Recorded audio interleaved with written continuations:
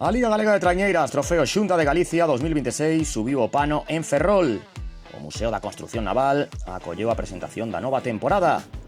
Antes de dar a coñecer os detalles dunha campaña chea de atractivos, os asistentes puderon desfrutar dunha interesantísima visita guiada por unhas instalacións cheas de xollas relacionadas co mundo do mar.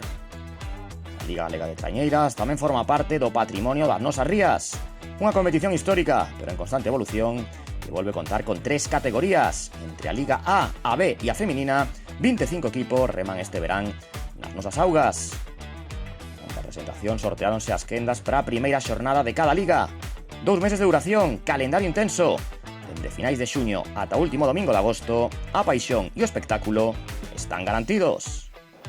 Bueno, feito a presentación este magnífico Museo de Construción Naval de Ferrol, agradecer a dirección do museo permitirnos facer esta presentación, algo tan relacionado con noso, non? Cando lle toque a Ferrol, pero tamén cando lle toque as diferentes rías de Galicia, vamos a disfrutar dese esforzo desos deportistas e tamén de imaxes únicas para a nosa retina, vendo efectivamente como Galicia está liderando o deporte náutico en toda España. Estou orgulloso, orgulloso e con unha emoción importante, porque, bueno, levo moito tempo dentro do deporte. Estar hoxe en unha liga que é o ADN de Galicia, que é o mar é o noso ADN, unha Galicia que está rodeada de mar, de costa a costa, e que temos un potencial importantísimo para poder mellorar o deporte, en concreto o remo e as trañeiras, non?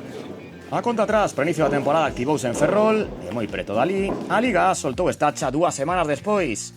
Narón foi o escenario da xornada inicial, a batalla inaugural pola camisola de líder do trofeo Xunta de Galicia na primeira categoría masculina. 10 tripulacións compiten este curso por suceder a Chapela Uofco, a gañadora da Liga A o ano pasado e que conseguiu ascender a Liga Euskolabel. A primeira das 11 regatas puntuables disputouse con Mar Calmo no campo da Enseada da Gándara. Castropol, San Bertolomeu, Bersí e Mugardos encargáronse de poñer en marcha a 8ª edición da bandeira Cidade de Narón. Regata 4 longos e a composición das quendas non respondía a ningún criterio deportivo, senón o azar. O sorteo que tivera lugar na presentación da Liga xuntou a 3 tripulacións que ofreceron un rendemento dispar. San Bertolomeu, os tercos, distanciáronse dende o inicio de Mugardos e, sobre todo, de Castropol.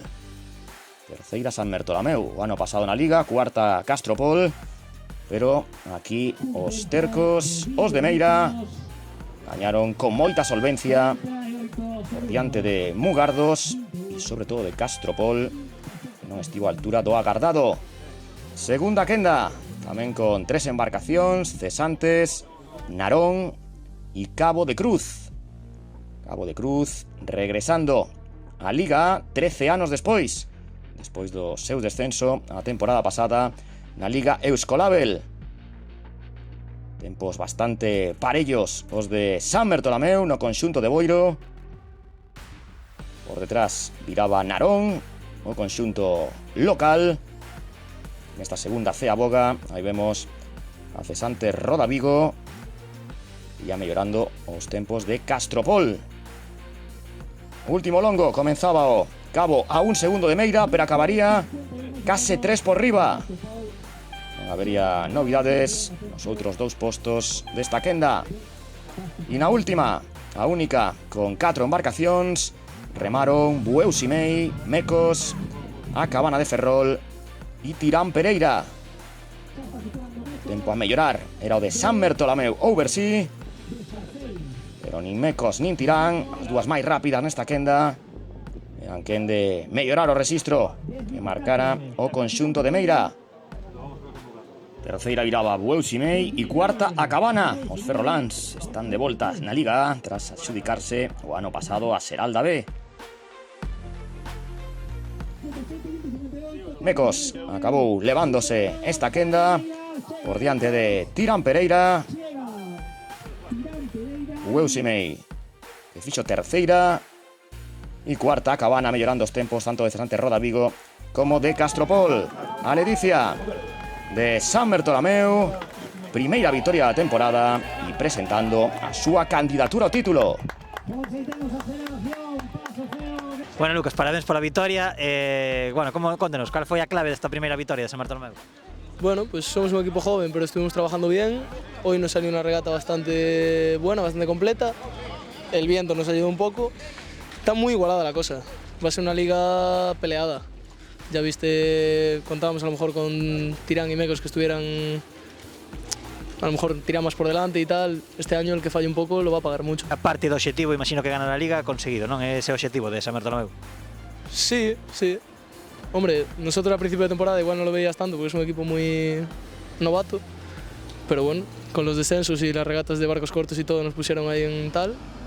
Y visto lo visto hoy, el objetivo puede ir por aí. Pois contanos, sensacións da regata de hoxe de Narón. Pois non sabría explicalas.